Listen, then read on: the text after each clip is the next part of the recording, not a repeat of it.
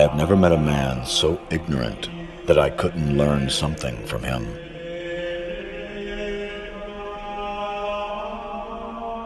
The laws of nature are written by the hand of the unseen in the language of mathematics.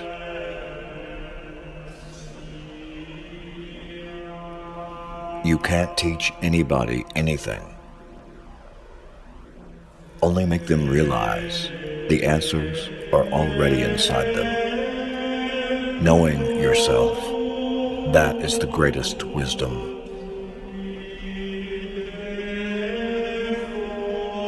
Nothing occurs contrary to nature except the impossible.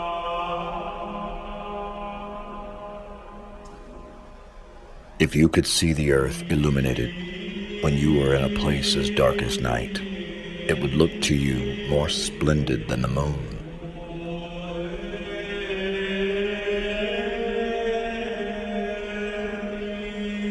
You may force me to say what you wish. You may revile me for saying what I do, but it moves. Where the senses fail us, reason must step in.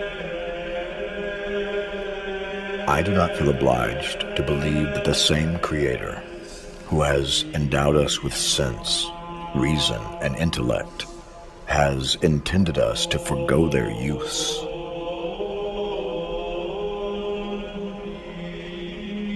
Nature is relentless and unchangeable, and it is indifferent as to whether its hidden reasons and actions are understandable to man or not. Two truths cannot contradict one another. Long experience has taught me this about the status of mankind with regards to matters requiring thought. The less people know and understand about them, the more positively they attempt to argue concerning them, while on the other hand, to know and understand a multitude of things renders humans cautious in passing judgment upon anything new. Philosophy is written in that great book which ever lies before our eyes. I mean the universe. But we cannot understand it if we do not first learn the language and grasp the symbols in which it is written. The vain presumption of understanding everything can have no other basis than never having understood anything. For anyone who had ever experienced just once the perfect understanding of one single thing and had truly tasted how knowledge is accomplished, would recognize that of the infinity of other truths, he understands nothing.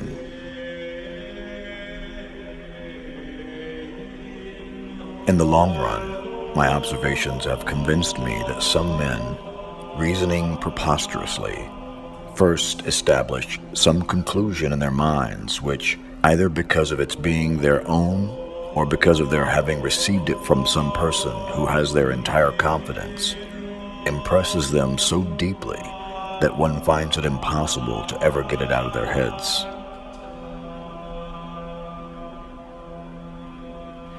God is known by nature, by the works of creation, and by doctrine in the revealed world. Surely God could have caused birds to fly with their bones made of solid gold, with their veins full of quicksilver, with their flesh heavier than lead, and with their wings exceedingly small.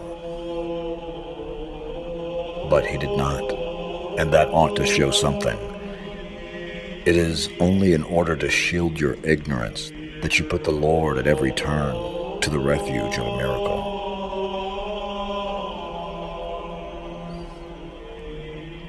In the questions of science, the authority of 1,000 is not worth the humble reasoning of a single individual.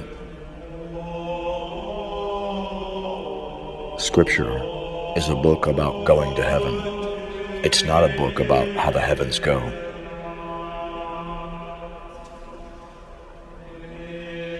All truths are easy to understand once they are discovered.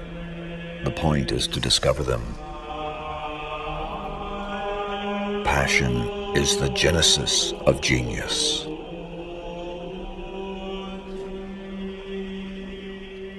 The sun, with all those planets revolving around it and dependent on it, can still ripen a bunch of grapes as if it had nothing else in the universe to do.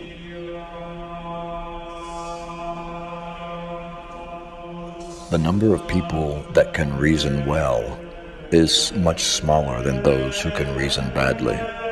If reasoning were like hauling rocks, then several reasoners might be better than one. But reasoning isn't like hauling rocks.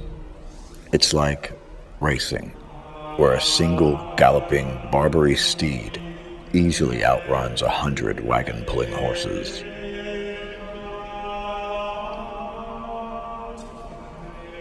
It is a beautiful and delightful sight to behold the body of the moon. Nature does not act by means of many things when it can do so by means of few.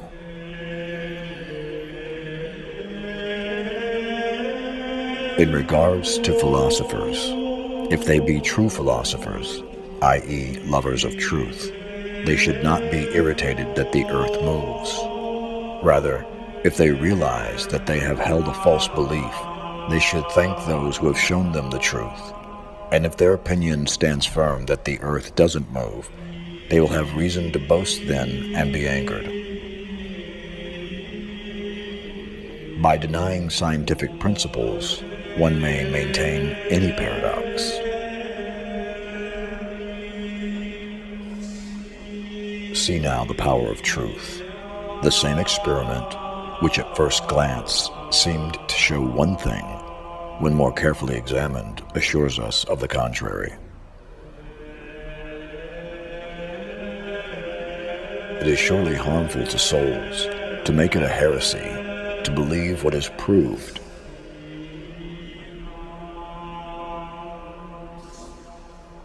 To be humane, we must ever be ready to pronounce that wise, igneous, and modest statement, "I do not know."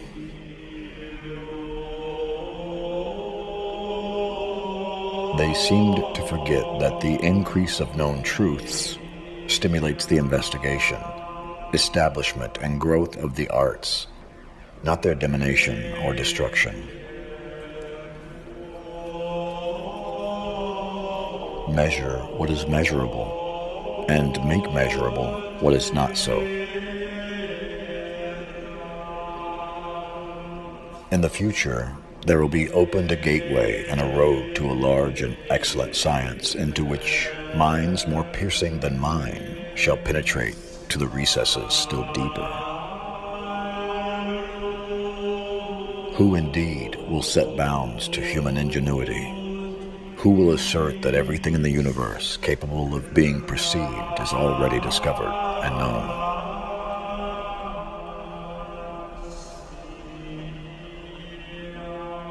And believe me, if I were again beginning my studies, I should follow the advice of Plato and start with mathematics.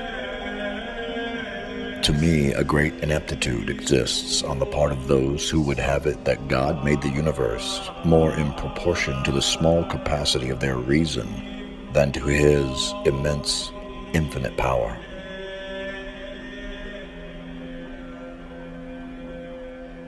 I think that in the discussion of natural problems, we ought not to begin with the scriptures, but with experiments and demonstrations. To understand the universe, you must understand the language in which it is written, the language of mathematics.